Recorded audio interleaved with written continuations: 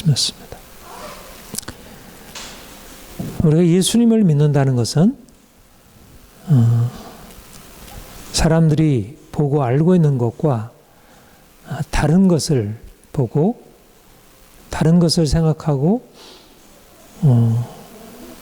그 보고 생각하는 것에 근거해서 살아가는 것입니다. 주님이 십자가에 죽으셨다가 사흘 만에 다시 살아나셨습니다. 그가 죽음을 이기시고 생명으로 부활하셨고 그를 통해서 이 세상에 존재하지 않는 전혀 새로운 세계가 시작이 되었습니다. 그러니까 예수님이 십자가 지시고 부활하시기 전과 또 예수님이 십자가 지시고 부활하신 이후의 세계는 사실상 보이는 현실 세계 속에서는 달라진 것이 없지만 그러나 참된 실제 영적인 세계로 보자면 이것은 완전히 달라진 것입니다. 말하자면 이제까지 역사적인 진행 안에 전혀 새로운 일이 시작이 되었다. 그렇게 말할 수 있습니다. 말하자면 하나님이 이 땅에 찾아오셨고 그가 이 땅에 오셔서 놀라운 세를 행하신 것입니다. 말하자면 그동안은 하나님이 이 세상을 그 말씀으로 창조하시고 이 세상 역사가 하나님의 섭리 안에서 쭉 진행되어 왔는데 그런데 사실은 하나님이 이 세상 역사를 다스리고 있었지만 그러나 근본적으로 이 세상은 아담으로 인해서 이 땅에 죄가 들어오고 죄로 말미암아 사망이 들어와서 사실 모든 사람들이 온 세계가 이런 죄와 죽음의 지배 아래 놓여 있게 되었고 어떤 한 사람도 죄 되지 않고 그런 죽음이 지배하는 세상을 살아갈 수밖에 없었다는 것입니다. 그러니까 사실 하나님이 이 세상을 창조하시고 모든 피조물들과 사람들에게 허락하신 그런 놀라운 인생의 축복. 얼마나 하나님이 이 세상을 아름답게 지으셨어요? 우리가 지금 봄이 되어 이렇게 나무들이 푸르러지고 꽃이 피고 너무너무 아름다운 세상이잖아요.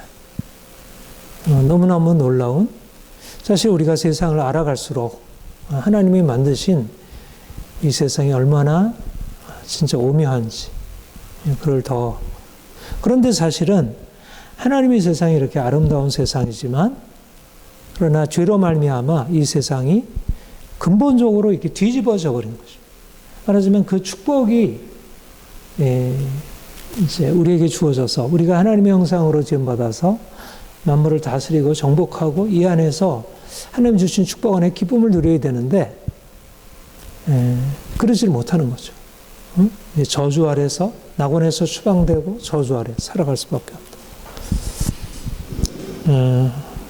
하나님이 천지를 창조하시고 아담에게 이제 그런 세상을 살아가도록 이렇게 축복하셨지만 그러나 인생의 운명은 그렇게 행복하지 못한 그게 이제 인류의 역사였고 예수님이 오시기까지 그것은 변함없이 지속이 된 거예요.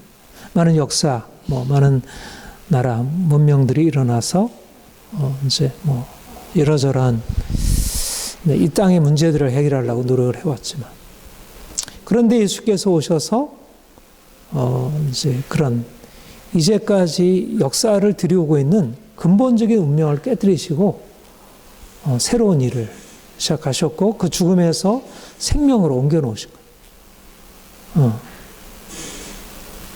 그리고 부활하신 주님이 자신을 제자들에게 계시하시고 그리고 사도 바울에게 계시하시고, 그리고 부활하신 주님이 사도들에게 자신을 계시하심으로 단지 그가 부활하셨다는 사실만이 아니라 놀라운 비밀, 말하자면 이 땅의 역사에 어떤 일이 일어나 왔고, 또 앞으로 어떤 일이, 지금 이제 어떤 일이 새로 시작이 되었고 앞으로 어떤 일이 나타날 것인지에 대한 새로운 비전을 열어주신 거예요.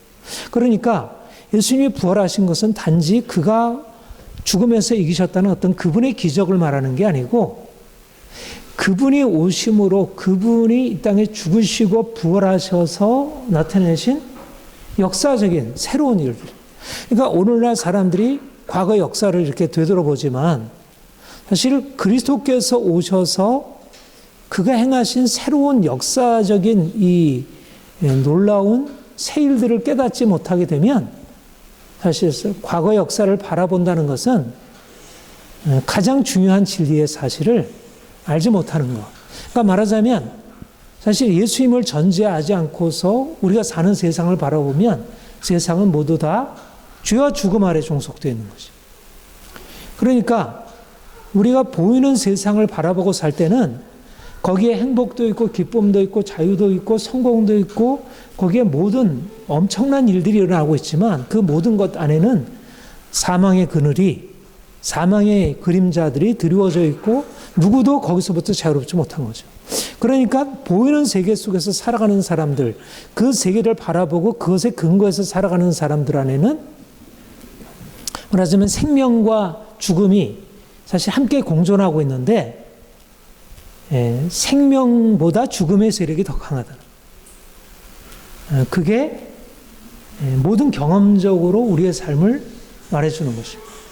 그런데 그리스도께서 오셔서 생명보다 죽음이 더 강한 새로운 세계를, 죽음이 생명보다 강한 그런 세계를 살아가는데 죽음보다 더 강한 생명의 능력을 주께서 나타내시고 우리로 하여금 그 세계 안에 들어가서 살도록 초청하시고, 우리가 믿음으로 산다는 것은 죽음이 생명을 정복하는 세상 속에서 생명이 죽음을 정복하는 새로운 시대를 여시고 그 안으로 들어가 살도록. 우리가 주목하는 것은 보이는 것이 아니요 보이지 않는 것이니, 보이는 것은 잠깐이요 보이는 것은 영원함, 보이지 않는 것은 영원함이라 하신 말씀은 말하자면 우리가 경험적으로 알고 있는 세상은 죽음이 지배하는 세상이라면 보이지 않는 예수 그리스도께서 오셔서 우리에게 계시하신 그 새로운 세상은 더 이상 죽음의 세력이 우리를 장악할 수 없는 그런 놀라운 그런 새로운 세상을 우리에게 보이셨고, 우리로 하여금 그 세계를 살아가도록. 그러니까 우리가 그것을 주목하게 될 때, 우리가 보이는 것은 죽음인데, 고통이고 절망인데, 그런데 우리가 보이지 아니하는 영적인 세계가 우리 눈앞에 열려지게 되면서 우리 인생 안에 전혀 새로운 삶이 시작이 되는 것. 불교에서 인생을 뭐라고 하냐면, 이 세상을 뭐라고 여기냐면 고통이다, 괴로움이다, 그렇게 얘기해요. 그게 진리라는 거예요. 말하자면 불교의 진리는 인생을 어떻게 해서 고통에서 벗어나게 할까? 그런데 사실 고통에서 벗어나게 할 다른 길이 없는 거예요.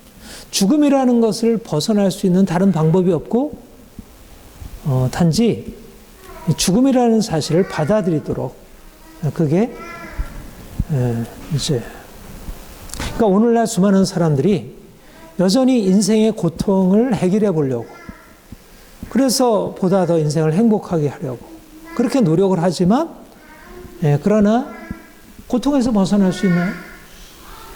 이게 운명적으로 주어진 것인데, 그러니까 누구도 거기서 벗어날 수 없다는 거예요. 그러니까 모든 사람들이 사실상 뭐 부자든 권력자든 세상에 많은 것을 가지고 있든 누구든 간에 모두 다 할 것 없이 모두 다 죽음의 세력 안에 종속되어 있는 이제 그런 삶을 살아가게 됩니다. 그런데 주님이 죽은 자 가운데서 부활하셨고 그가 영원한 생명의 주님으로 우리와 함께 하시고 우리를 그분과 연합하게 하셔서 이제 더 이상 우리가 죽은 자로 살아가는 것이 아니라 산 자로 살아가게 하신다. 이게 우리의 새로운 정체성이고 우리가 거기에 근거해서 우리 인생을 보게 되고 우리가 인생에 대해서 다시 생각하게. 그러니까 우리의 삶의 문제를 해결하는 데 있어서 우리는 우리 자신이 가지고 있는 어떤 지혜와 힘으로써 어떻게 하면 내 인생의 문제를 해결할 게 아니라 말하자면 내 안에 어떤 해결책이 있는 게 아니고 내 안에서 문제를 향해서 씨름할 무엇이 아무리 그것이 나에게 지혜가 있고 아무리 많은 것을 가지고 있다 하더라도 그거는 너무 이제 한계가 뚜렷한데 그런데 하나님이 예수 그리스도 안에서 이미 놀라운 일을 행하셨다는 것. 그가 죽음을 깨뜨리셨다는 것. 그가 죽음에 이르는 모든 우리의 삶을 그가 부정하셨다는 것. 이제는 우리의 삶에 새로운 시작을 열어놓으셨다는 것. 그러면 이제 우리의 삶에 기대하는 것은 살아있는 인생. 말하자면 우리가 바깥에 이제 이렇게 봄이 되어서 그 나무가 푸르러지고 이제 그 꽃이 피고 이렇게 아름다운 우리 자연의 그 살아나는 걸 보잖아요. 근데 우리가 살아나는 걸 보면 어때요? 우리의 기쁨이 있어요. 행복이 있어요. 말하자면 죽어 있는 우리의 삶에서 이게 죽었다가 살아나는 걸 보면 말하자면 새싹이 이렇게 돋아나는 거 보면 너무 그 안에 그 생명이라는 게 우리에게 주는 엄청난 기쁨이 있어요. 그리고 우리 자신도 그렇잖아요. 내가 막 이렇게 힘들고 뭐 짜증이 나고 피곤하고 어려운데 뭔가 이제 좋은 일이 생겨가지고 내 안에 기쁨이 있고 평안함이 생기고 용기가 생기고 이러면 우리가 그게 얼마나 우리에게 힘을 줘요. 말하자면 부활이라는 게 그러하다는 거예요. 그러니까 주님이 죽은 자 가운데서 살아나셨다는 것은 마치 봄에 그 얼었던 대지에서 이제 생명의 기운이 이렇게 올라와서 새싹이 돋아나고 그게 이렇게 부쩍부쩍 자라고 푸르러지고 이게 얼마나 신비하고 놀라워. 그러니까 말하자면 그 생명의 신비라는 거는 사실 우리 사람들이 만든 게 아니잖아요. 아무리 어떻게 하든지 생명의 신비는 하나님이 그렇게 정해놓으신 거잖아요.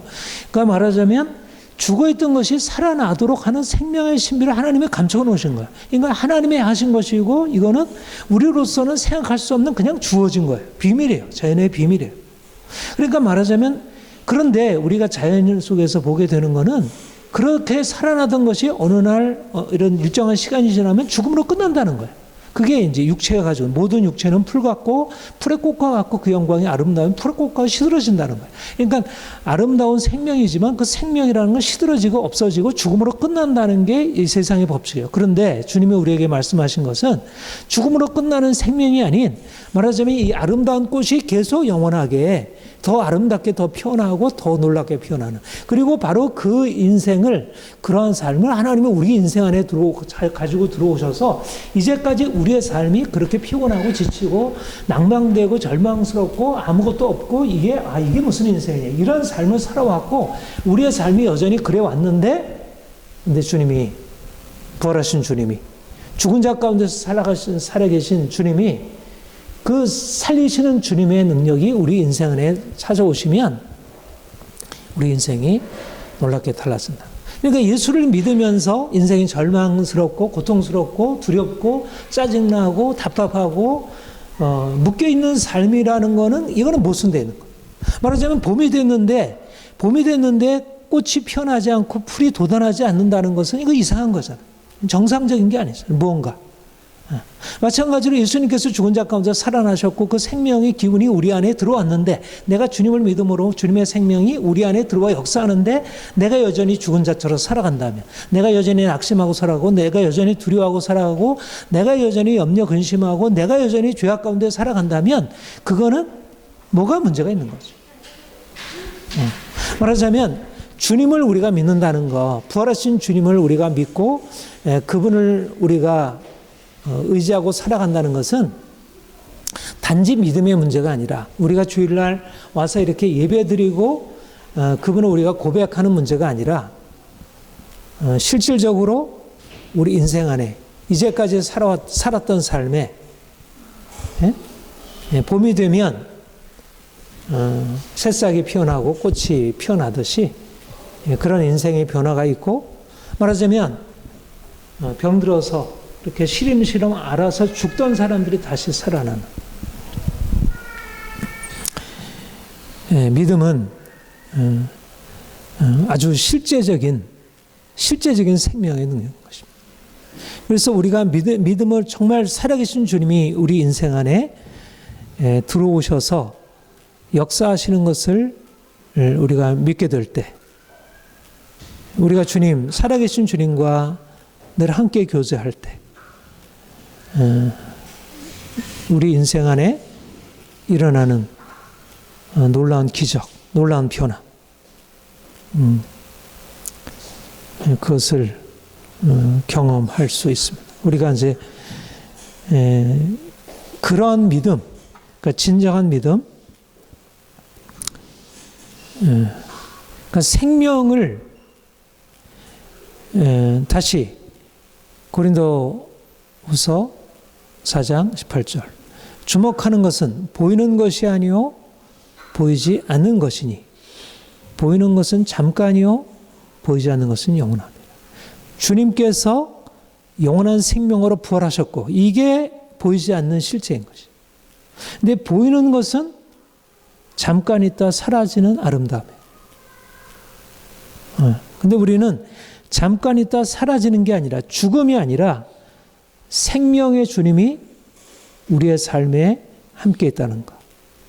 그러니까 우리는 그 생명의 능력 가지고 우리의 삶을 바라보고 내 자신을 바라보고 주변 세계를 바라보고,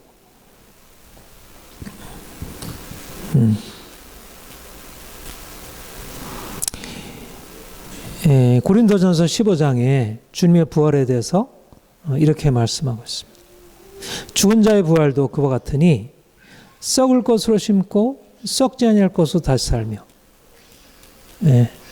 우리 조금 전에 제가 말씀드렸던, 우리가 주목하는 것은 보이는 것이 아니요 보이지 않는 것이, 보이는 것은 잠깐이요 보이지 않는 것은 영원합니다. 예수님이 잠깐 있다 없어질 것을 심었다는 거예요. 육체. 그가 이 땅에 육체로 오셨고 그가 그 육체를 가지고 십자가에 못 박아 죽으시고 장사 지난 바 되었어요. 그 말하자면 썩을 것, 잠깐 있다 없어질 것으로 사시다가 그것으로 죽으셨어요.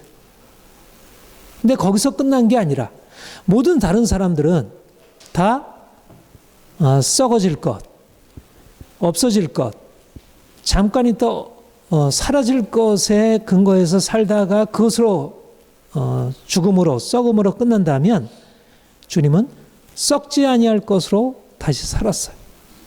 이게 바로 주님이 부활을 통해서 나타내신 놀라운 실제, 영원한 생명. 그리고 욕된 것으로 심고 영광스러운 것으로 다시 살며, 약한 것으로 심고 강한 것으로 다시 살며. 이게 주님이 보여주신 새로운 세계의 실제. 이런 새로운 시대가 열렸다는 거예요. 이런 새로운 세계가 시작이 되었다는 거예요. 새로운 창조가. 이제까지 역사 일에 지배되었던 새로운 역사가 이제 끝나고 이제 예수 그리스도께서 부활하심으로 말미암아 새로운 시대가 열렸다. 근데 그 시대는 뭐냐면 썩지 아니할 것으로 다시 살고 영광스러운 것으로 다시 살고 강한 것으로 다시 사는, 말하자면 우리 인생 안에 육체로 살아가던 인생 안에 이제는 영으로 살아가는, 예수 그리스도께서 부활하신 생명으로 우리 안에 찾아오시고 우리가 그 생명으로 살아가는 새로운 일이 시작이 되었다. 우리 인생은 무엇이냐? 바로 예수님의 부활에서 시작된 그것이 우리 인생 안에 들어와서 우리가 그 인생으로 살아가는, 우리가 그전에는 썩을 것으로 살았지만 이제는 썩지 아니할 것으로 살고, 우리가 이전에는 욕된 것으로 살았지만 이제는 영광스러운 것으로 살고, 이전에는 약한 것으로 살았지만 이제는 강한 것으로 살고. 세상 사람들, 돈이 있고 권력이 있고 지식이 있고 이러저러한 많은 것을 갖추고 있는 사람들, 말씀의 근거에서 보면 썩을 것으로 살고 약한 것으로 살고 욕된 것으로 살고 있는 것입니다. 그런데 주님께서 부활하신 주님이 우리 인생 안에 들어오셔서 그가 우리 인생 안에 사시고 우리가 그분의 삶을 살게 될 때 우리 인생 안에 강한 것으로 영광스러운 것으로 삽니다. 우리의 삶이 연약하고 가난하고 부족하고 비천하고 그런 인생을 살아왔다면 이제 주님이 우리 인생 안에 들어오셔서 우리 인생을 놀랍게 바꾸실 것을 기대하는 것입니다. 우리는 가난한 자가 아니고 우리는 병든 자가 아니고 상처를 짊어지고 살 사람들이 아닙니다. 우리 안에는 강력한 생명의 능력이 누구보다도 강한 생명의 능력으로 사실은 우리의 삶의 전체 가운데 그게 나타나도록 우리의 육체 안에, 우리의 정신 안에, 우리의 몸 안에, 우리의 생각 안에, 우리의 의지 안에, 우리의 감정 안에 그 생명의 능력이 흘러 들어와서 생명의 능력으로 우리의 삶이 회복되고 살아나고, 에스겔 골짜기의 마른 뼈들이 살아나고, 그 다음에 죽어있던 메마른 이제 땅에 식물들이 살아나고 하듯이 우리 인생 안에 그동안의 모든 저주, 고통, 죽음, 이 모든 것들이 깨지고 사라지고 우리 인생이 놀라운 생명으로 변화되는 것.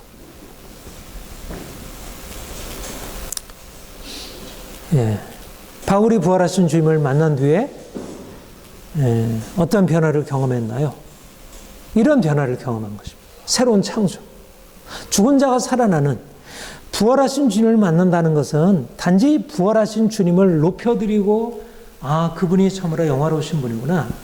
그것만을 경험하는 게 아니라 부활하신 주님이 내 인생 안에 들어오셔서 그가 과거의 나의 인생을 뒤집어 엎으시고 이제는 그분을 통하여 새로운 비전을 주시고 새로운 삶을 살아가도록.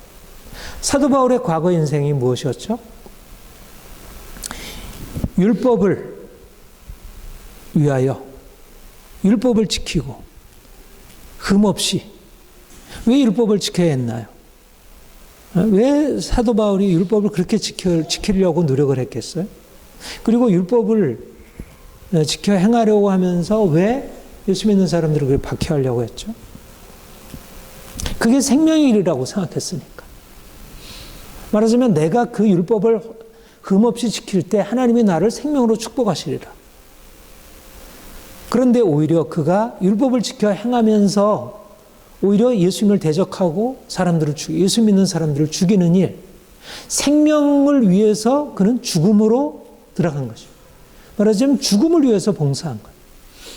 그는 살기 위해서 노력했지만 그의 삶은 생명을 일으키는 삶이 아니라 오히려 다른 사람을 죽이는 삶이었어요. 그는 그것이 바로 하나님을 위한 것이라고 삶을 산 거였어요. 오늘날 많은 사람들이 돈을 위해서 살아가든 권력을 위해서 살아가든 인생의 행복을 위해서 살아가든 자기는 생명을 위해서 산다고 생각하는데 사실 결과적으로는 죽음에서 벗어날 수 없는. 왜냐하면 육체이기 때문에. 육체를 추구하는 것은 결국은 저주 아래 있을 수밖에 없습니다. 육신의 생각은 사망이요, 영의 생각은 생명과 평안이라. 돈을 추구하는 삶이든 율법을 추구하는 삶이든 다 어쩔 수 없이 죄 아래 이르게 되고 그 다음에 죽음에 이르게 되는. 그런데 사도 바울이 이제 부활하신 주님을 만나게 되면서 그 인생이 180도 근본적으로 전환이 일어나게 되고 그가 이제까지 율법 아래 육체로 살아가면서 죄 아래 저주 아래 살던 삶에 근본적으로 획기적인 전환이 일어나게 되고 이제는 그가 죽음으로 종속된 삶이 아니라 생명으로 나아가는 삶을 살게 되었습니다. 이제는 그는 겉으로 드러나 보이기에는 마치 죽음으로 들어가는 삶 같았지만 그들의 삶, 그의 삶 가운데는 엄청난 예수님의 생명의 역사가 기쁨이, 감사가, 평화가, 놀라운 변화가 그 다음에 그가 전하는 복음을 통해서 수많은 사람들이 죽음에서 생명으로 옮겨지는 고통에서 절망에서 희망으로 용기로 변화되는 그런 일들이 나타나게 되었습니다. 이게 바로 부활하신 주님이 사람들에게 행하신 일이고, 주님을 만난 사람들이 그 주님을 만남으로 말미암아 인생에 경험하게 되는 것입니다. 오늘날도 부활하신 주님을 만나는 사람들은 어떤 사람들이냐면 삶에 이런 변화들이 일어나게 되는 거죠. 인생이 절망스럽고 고통스럽고 답답하고, 그래서 이걸 어떻게 하면 해결할까? 뭐 돈을 벌려고 애쓰기도 하고, 사람들을 만나서 좀 이렇게 가까이 하면서 좀 사람들에게 좀 위로도 받고, 뭔가 이렇게 사회를 바꿔보려고 하고, 정치에 참여하기도 하고, 뭐 이러저러 하면서 인생을 좀 만들어 보려고 애를 쓰죠. 사도 바울이 열심으로는 교회를 바뀌었다. 열심을 가지고 막 그냥 열정적으로 나가듯이. 이번 총선에 당선되기 위해서 사람들이 얼마나 열정적으로 노력하고, 어떤 사람들은 또 사업의 어떤 성취를 위해서 얼마나 노력하고, 사람들마다 인생을 위해서 열정적으로 달려가지만, 그러나 그 달려가는 것이 사람들을 죽음에서 건져주나요? 그렇지 못하죠. 그러니까 그들이 달려가는 것이 그들의 인생을 바꿔놓지 못하는 거예요.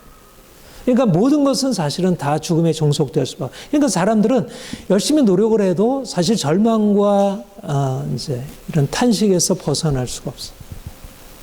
그런데 주님이 우리 인생 안에 찾아오셔서 그분이 우리 인생 안에 새로운 비전을 주시는데, 말하자면 우리가 노력해서 바꿀 수 없는 인생의 문제, 고통, 절망, 그것에서 우리를 딛고 일어서도록, 우리를 근본적으로 바꿔놓으시도록. 그래서 이제까지 내 인생을 사로잡고 있던 모든 것에서 이제 벗어나서 새로운 인생이 열리겠구나. 그래서 바울이 오직 한 일, 뒤에 있는 것은 잊어버리고 앞에 있는 것을 잡으려고 내가 표대를 향하여 달려가노라. 그러니까 과거.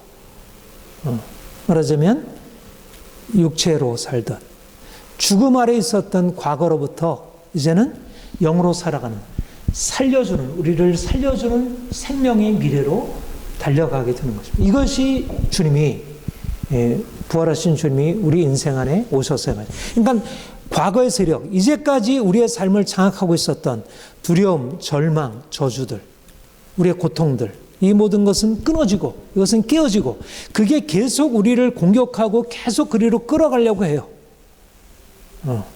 여전히 삶은 그것이 장악하고 있어. 우리 주변의 삶이 그렇고 우리 안에 여전히 그런 뿌리가 남아있어요.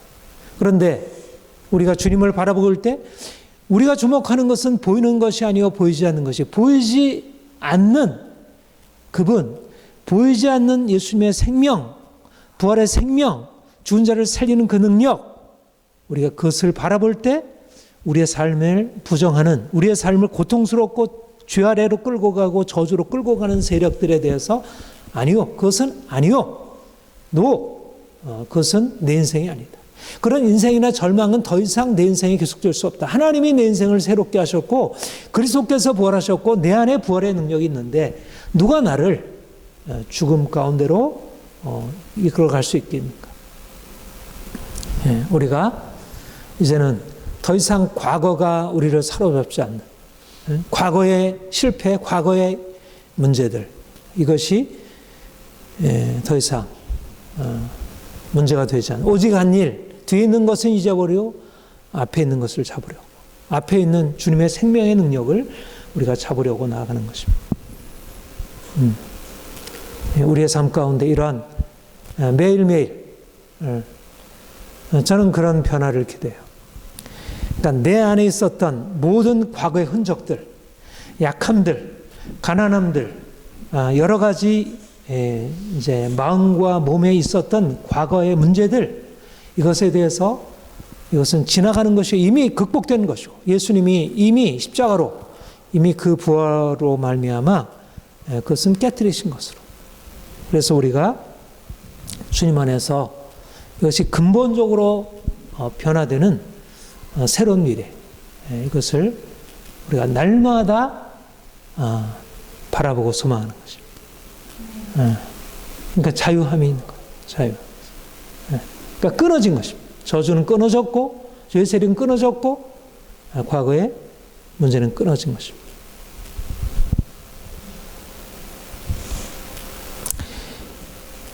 부활하신 주님이 썩지 아니할 썩어질 것으로 심고 썩지 아니할 것으로 다시 살며 욕된 것으로 심고 영광스러운 것으로 다시 살며 약한 것으로 심고 강한 것으로 다시 살며 우리가 부활하신 주님을 바라볼 때 그분의 놀라운 영광, 영원한 영광, 가장 아름다운 영광. 그러니까 우리는 주님을 만나기 전에 과거의 우리 인생 그리고 현재 우리가 처해 있는 모습을 보면 너무나 문제가 많고 또 주위에 있는 다른 사람에 비해서 보다 나아 보이는 것이 없는 보잘것없는 그런 인생을 살아왔고 우리가 그것 가운데서 자기의 미래를 생각하게 되면 그렇게 놀라운 내 미래를 생각하기 어렵죠. 근데 우리가 주님을 바라보면 주님이 썩을 것으로 심고 썩지 않을 것으로 다시 살고 욕된 것으로 심고 영광스러운 것이다. 그러니까 우리가 주님을 바라보게 될 때 보이는 것은 욕된 것인데 보이지 아니하는 주님이 계시적으로 우리에게 보여주는 주님의 형상은 영광스러운 분이고 그리고 주님의 그 영광스러운 형상에서 우리가 무엇을 보냐면 우리의 모습을 보는 거죠.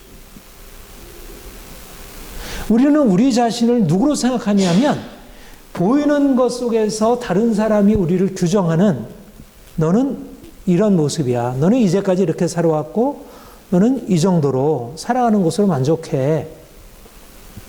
자기 자신을 알아. 그런데 주님은 네가 지금 눈으로 보고 있고 사람들이 너를 이것이라고 말하는 그게 너의 실제가 아니야. 너의 실제는 여기야. 내가 너에게 보여주는 이 모습이 너의 모습이야. 이 영광스러운 모습. 예수님은 누구셔요? 그가 죽은 자 가운데서 부활하심으로 그가 하늘에 오르사 모든 이름 위에 뛰어난 이름을 가지시고 모든 이름이 그 무릎 앞에 꿇어 경배하는 영광의 왕, 만왕의 왕이시오. 이것은 우리가 예수님에 대해서 가지고 있는 분명한 고백이고 우리가 주님께 나아가게 될 때 주님을 만나게 되면서 우리에게 일어나는 감정. 그런데 부활하신 주님은 우리의 영원한 왕이시고 우리가 섬겨야 할 주님이시지만 그러나 그분 안에서 우리는 무엇을 보냐면 우리 자신을 본다는 거죠. 우리 자신의 미래를 본다는 거죠. 우리가 어디로 나아가는지를 본다는 거죠. 모든 이름 위에 뛰어난 이름을 주사 그 이름을 모든 이름 위에 높이셨는데 그 모든 이름 위에 뛰어난 이름을 주신 그 하나님이 우리에게 오셔서 우리를 그분과 연합하게 했어요. 우리도 그분과 함께 그분의 이름으로 불려지도록 그 영광스러운 이름으로 불려지도록 우리가 욕된 모습으로 태어났고 욕된 모습으로 살아왔고 그리고 지금의 관점에서 보면 우리의 미래가 여기서 크게 벗어날 것 같아 보이지 않는데 주님이 우리에게 말씀하시고 보이지 않는 것으로 계시적으로 우리에게 깨닫게 하시는 것은 우리 자신은 그러한 보이는 형상이 아니라 욕된 것으로 심고 영광스러운 것으로 다시 사는 것 이것이 바로 주님께 일어난 일이고 바로 우리에게도 동일하게 일어난 일이라. 그러니까 우리가 바라봐야 할 우리 자신의 미래는 욕된 모습이 아니라 영광스러운 모습, 약한 모습이 아니라 강한 모습. 말하자면 소시민이 아니라 군자이고 말하자면 평범한 평민이 아니라 영웅인 것입니다. 이것이 하나님의 계획이에요. 나는 그런 자격이 없어요. 딴 데 가서 다른 사람 찾아보세요. 나는 이제까지 그렇게 살아오지 못했고 그럴 자격이 없어요. 근데 여러분들 옛날에 왕 세울 때 그가 왕이 자격이 있어서 왕으로 세우나요?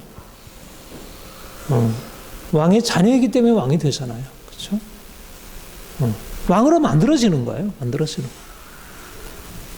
말하자면 우리가 본래적으로 영광스럽기 때문에 주님이 우리를 영광스럽다는 게 아니라 우리는 영광스럽지 않고 욕된 자였지만 주님이 우리 인생 안에 들어오셔서 우리를 영광스럽게 바꾸신다는 거죠. 그러니까 우리가 그분의 계획에 동의하고 그분의 약속에 동의하는 것입니다. 그래서 그가 우리에게 이미 시작하신 일에 대해서 우리가 그거를 마음으로 품고 앞으로 우리가 그것을 향하여 나아갈 것을 기대하는 것입니다.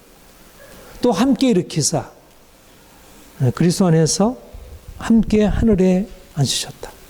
우리를 향한 하나님의 비전은 만물을 다스릴 자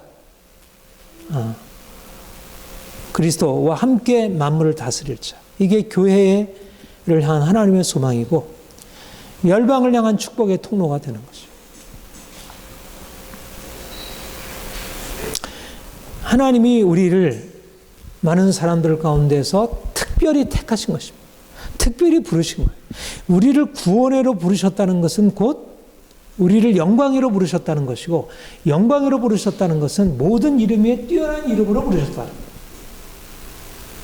평범한 인생으로 그냥 이제까지 잃어버렸던 것 다시 찾는 정도가 아니라 나의 행복을 다시 찾는 게 아니라 건강 찾고 부요함을 찾는 것 정도가 아니라 하나님이 우리에게 주실 기업은 영광의 기업이고 모든 사람 위에 뛰어난 이름으로 우리를 높이시는 거예요. 그야말로 무명한 자가 유명한 자가 되는 거예요. 그러니까 그리스도인들은 비전을 갖지 않을 수 없어요. 왜냐하면 믿음이라는 것 안에는 하나님의 놀라운 소망이 부르심의 소망이라는 게 들어있기 때문에 내가 믿는다고 하는데 여전히 인생에 대해서 비관적으로 절망적으로 바라보고 인생에 대해서 그냥 평범하게 나는 그냥 소시민적으로 살 거야. 그냥 나는 그냥 내 행복으로 좋게. 그거는 겸손함이 아니라 이건 불신앙이라는 거야. 하나님의 계획을 마치 하나님은 내가 너를 저 영광의 자리로 이끌어 가겠어. 그런데도 그거는 나는 내 관심이 아니에요. 나는 그거는 하고 싶지 않아요.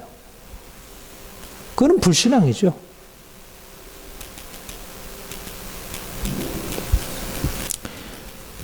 그러니까 우리는 이제까지 우리의 관심, 왜 우리가 보이는 것이 아니라 보이지 않는 것을 추구해야 되냐면 우리의 관심은 너무나 작고 보잘것없는 것에 머물러요. 욕된 것이 마치 우리 자신인 것이냐 생각하고 그 수준에서 생각한 거예요. 좀 다른 사람처럼 되는 거야. 나도 다른 사람처럼 좀 돈 좀 있었으면 좋겠다. 건강했으면 좋겠다. 마음 좀 편했으면 좋겠다. 이 정도였던 거예요. 그런데 주님은 우리로 하여금 그리스도의 부활의 영광에 이르게 하는 것. 그래서 그분이 가지고 있는 그 권세와 영광으로 세상을 다스리고 많은 사람들을 그 빛으로 인도하는 것. 말하자면 하나님의 거룩한 이름, 영광의 이름을 온 땅에 증거하는 것. 이게 소명인 거예요. 그러니까 말하자면 지금 대통령이 당선되면 대통령이 나라를 이끌어가기 위해서 참모진을 구성하고 정부 강요들을 이렇게 세워가고 하잖아요. 말하자면 하나님의 나라가 이루어지려면 하나님의 통치가 있으려면 그것에 에이전트가 필요한 거예요. 거기에 사도 바울이 있고 베드로가 있고 수많은 하나님의 종들이 있어요. 이 시대에도 역시 하나님의 나라, 하나님의 통치, 예수 그리스도의 그 생명의 통치가 이루어지기 위하여 에이전트들이 필요한 것입니다.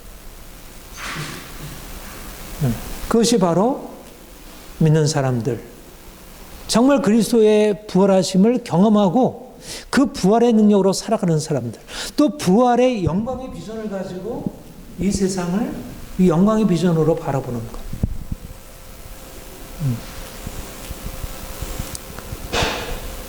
사도 바울은 내가 표대를 향하여 그리스도 예수 안에서 하나님이 위해서 부르신 부름의 상을 위하여 달려가노라. 그 인생은 목적이 이끄는 삶, 비전이 이끄는 인생이었습니다. Purpose driven life. 하나님의 목적이, 영광스러운 비전이 그를 이끌어갔습니다. 그는 그것은 개인적인 비전이 아니라 하나님의 비전, 이 세상에 하나님의 그 아름다우신과 영광을 선포하고 예수 그리스도께서 왕이시고 그가 이 세상에 죄와 죽음의 세계를 깨뜨리시고 새로운 하나님의 나라를 창조하시고 새롭게 하시려는 그 왕적인 비전을 선포할 자, 그것을 이룰 자, 우리도 거기에 동참하는 것입니다. 우리는 욕된 자들이 아니라 욕된 것으로 심고 영광스러운 것이 다시 산 자, 영광스러운 것으로 다시 산 자, 탁월한 자, 이 세상보다 더 탁월하게 되어 세상이 생각할 수 없는 그 생각을 가지고 세상을 이끌어. 우리 리더는 뭐라 그러죠? 리더는 다른 것을 보는 사람들. 왜 리더와 그냥 그 팔로워가 다르냐면, 팔로워는 리더가 가지고 있는 생각을 헤아리지 못해요. 팔로워는 리더가 보여주는 걸 따라서 그냥 따라가는 사람들이고, 리더는 팔로워가 보지 못하는 넓은 것을 보고 이제 사람들을 그리로 이끌어가는 사람들. 우리는 주님과 함께 그 영광으로 올려져서 그 영광이 우리를 이끌어가도록, 그리고 사람들에게 그 영광을 보도록 그 영광으로 사람들을 이끌어가는 것입니다. 그러니까 오늘날 보이는 세상이 어때요? 너무나 절망적이고 고통스럽잖아요. 이번에 코로나 위기에서 보듯이. 이거는 하나의 앞으로 일어날 일들의 어떻게 보면 하나의 징조라고도 할 수 있는데, 앞으로 이런 일들이 계속 일어날 때 사람들은 절망하고 두려워하고, 그런데 사람들이 말하자면 하나님을 알지 못하고 그리스도께서 죽은 자 가운데서 부활하셨다는 사실을 알지 못하고 죽음이 생명에 의해서 정복되는 사실을 알지 못한다면 모두 다 사실은 거기서 벗어날 수가 없는 거죠. 그런데 그런 세계 속에서 다른 비전, 생명의 비전을 가지고 사람들에게 보이는 세계를 넘어서 바라보도록 사람들에게 동기를 부여하고 절망에서 희망으로, 두려움에서 용기로 일어서도록 사람들을 이끌어가는 것입니다. 그리고 이러한 비전이 있기 때문에 고난이 있는 것입니다. 말하자면 고난의 의미가 다른 거예요. 우리가 저주로 당하는 고난과 영광을 위해서 받는 고난은 다른 것입니다. 우리가 저주 아래에서 고난은 극복되어야 되지만 우리가 영광을 위해서 고난은 기꺼이 수용하고 받아들이고 나아가야 합니다.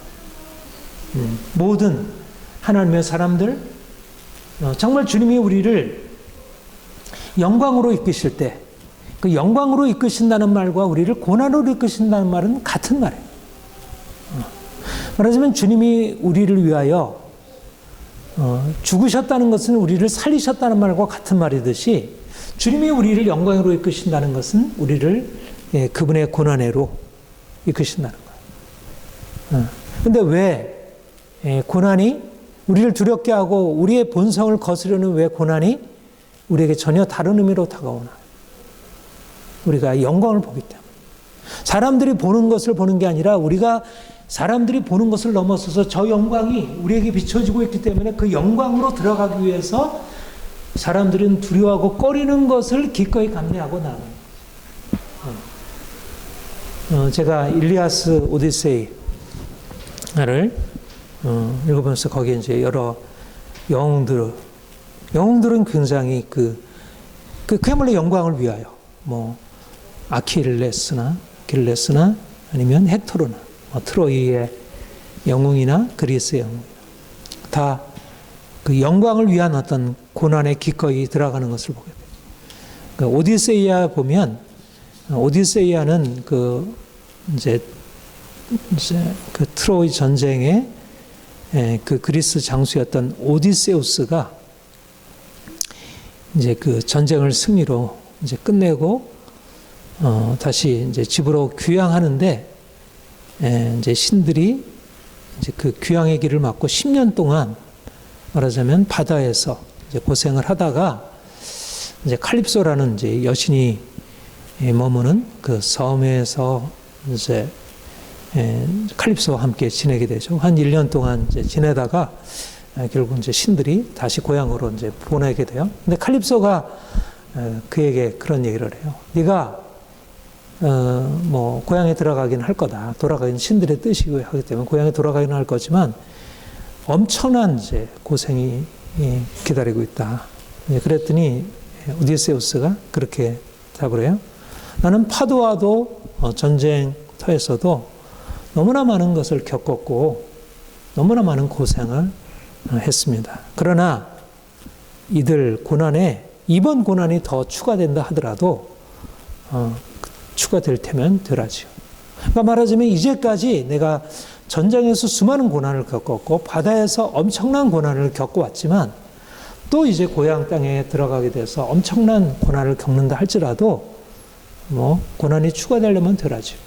말하자면 그는 그 고난이 말하자면 영광으로 들어가는 데 있어서 필수적인 과정이라는 사실에 대해서 경험적으로 알았고 또 그는 그거를 마음으로부터 기꺼이 받아들인 것이죠. 이게 이제 영웅이 가지고 있는 용기였고 우리가 일리아스 오디세이에 보면 이제 여러 가지 많은 것들을 이제 깨닫고 도전을 받을 수 있지만 그런 용기, 삶에 대한 용기, 삶의 목표에 도달하는 데 있어서 큰 비전을 이루어가는 데 있어서 얼마나 치러야 할 대가가 크고 그 대가 앞에 대해서 기꺼이 그 고난의 대가를 두려워하지 않고 기꺼이 감내하고자 하는 사람, 이것이 바로 탁월함.